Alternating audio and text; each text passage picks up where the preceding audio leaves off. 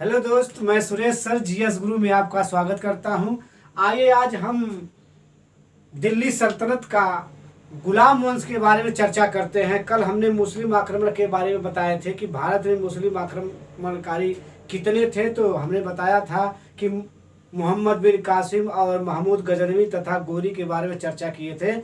आज हम जो है दिल्ली सल्तनत का पहला पार्ट जो गुलाम वंश है उसके बारे में चर्चा करेंगे। तो देखिए, दिल्ली सल्तनत का वह भाग है जिसको क्या कहते हैं, गुलाम वंश।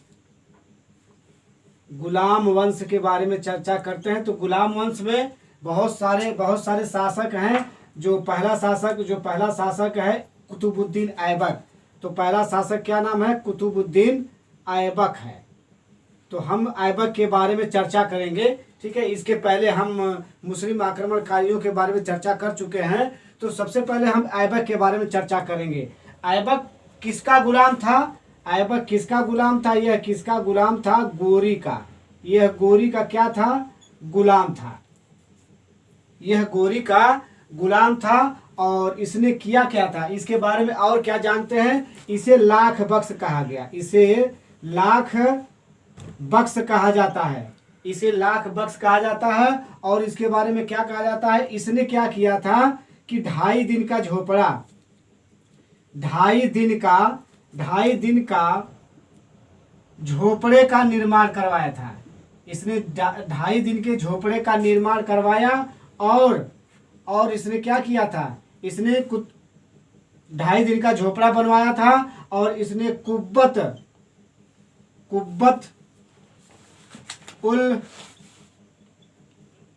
इस्लाम मस्जिद का निर्माण करवाया। उसने कुब्बत उल इस्लाम मस्जिद का निर्माण करवाया। और इसने क्या करवाया था, मित्रों आगे बढ़ते हैं कुतुबुद्दीन के बारे में। इसने क्या किया था, दिल्ली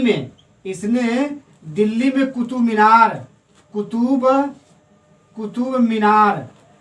कुतुब मीनार मस्जिद का निर्माण करवाया था। और यह क्या, इसके बारे में और क्या जानना है कि यह चौगान खेलते हुए, यह क्या करता है, यह है चौगान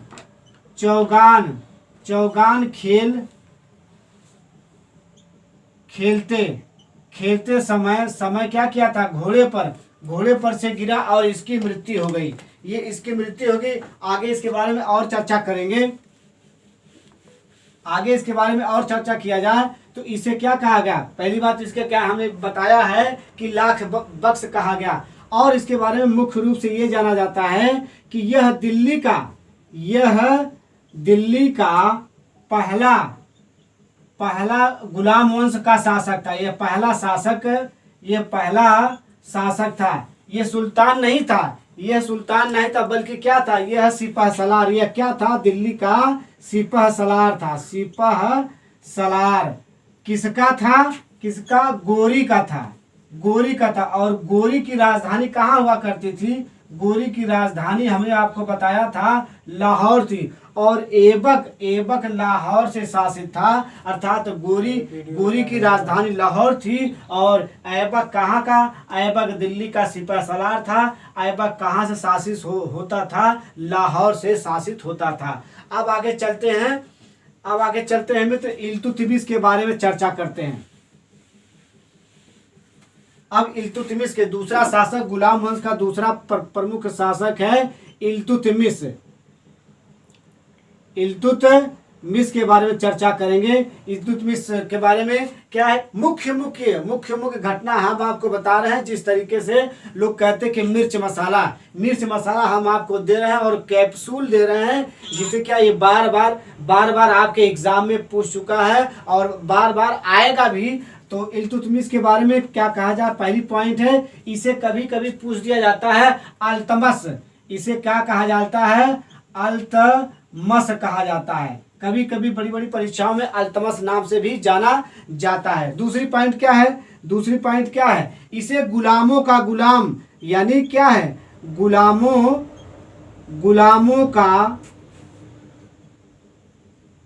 गुलाम कहा गया। इल्तुतमिश किसका गुलाम था? इल्तुतमिश जो है ऐबक ऐबक का गुलाम था। और ऐबक किसका गुलाम था? ऐबक गोरी का गुलाम था, इसलिए इल्तुतमिश को गुलामों का गुलाम कहा जाता है। और क्या है, इल्तुतमिश ने और क्या काम किया था? इल्तुतमिश ने और अगला काम ये किया था, इसने क्या किया था? इकतादारी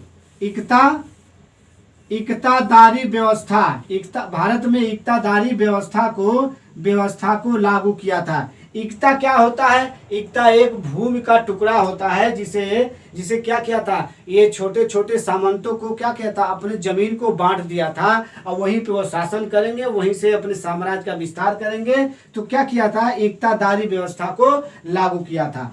और इल्तुतमिश ने अगला काम क्या किया था? इसने ऐबक के द्वारा जो कुतुब मीनार का निर्माण करवाया, नींव रखी गई थी, उसे क्या किया था? इल्तुतमिश ने कुतुब मीनार को पूरा किया था। इल्तुतमिश ने क्या किया था? पूरा किया था। और इल्तुतमिश की एक पुत्री थी जिसका नाम था रजिया बेगम, जिसका नाम था रजिया बेगम था। और यह रजिया बेगम विश्व की पहली शासिका हुआ करती थी। अगला सुल्तान का नाम क्या है? सॉरी, अब इल्तुतमिश के बारे में एक पॉइंट और है।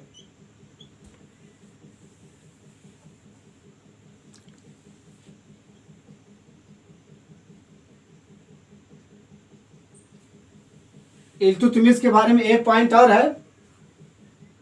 इसे क्या कहा गया? यह दिल्ली का पहला सुल्तान था। यह दिल्ली का पहला सुल्तान था। और कभी कभी क्वेश्चन पूछता है, दिल्ली का स्वतंत्र सुल्तान किसे कहा जाता है? तो इल्तुतमिश को कहा जाता है। क्वेश्चन घुमा के आपको पूछेगा कि दिल्ली का वास्तविक संस्थापक कौन है? तो दिल्ली का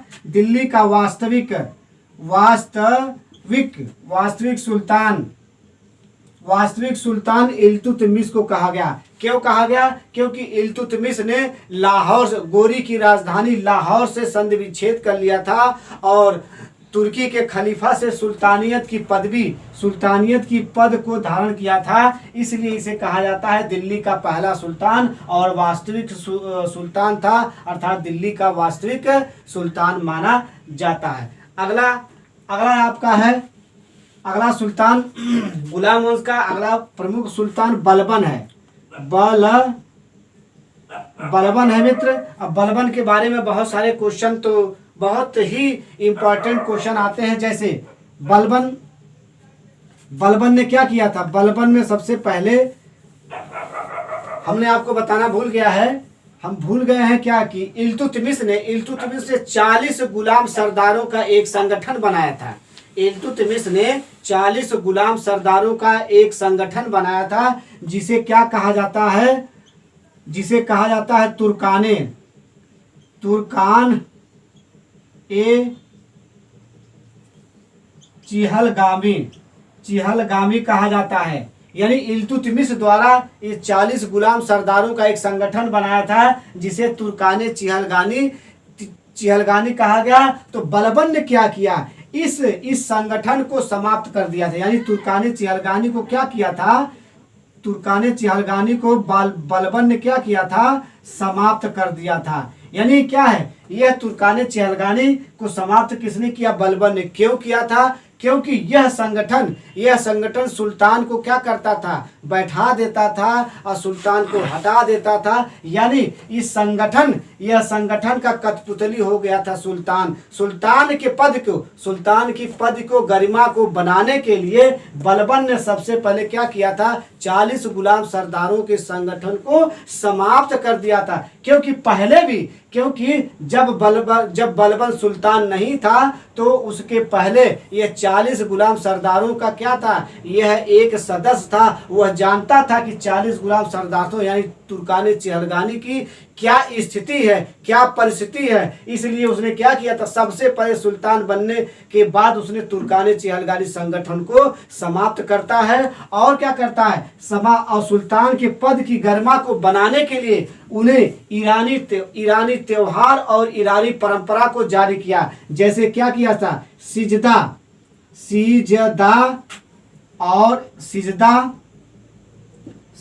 और पैबोस को लागू किया था।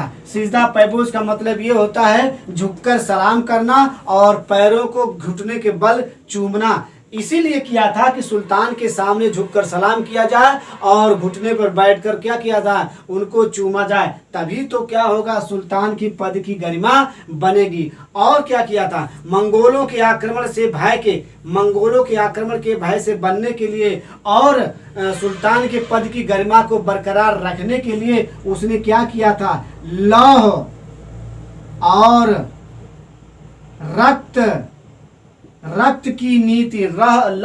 रक्त की नीति को अपनाया था। और बलबन ने और अगला एक काम किया था, ईरानी त्योहार नवरोज परंपरा को जारी किया था। मित्र, आज यहीं तक बलबन तक ही हम आपको बताएंगे। वैसे गुलाम वंश का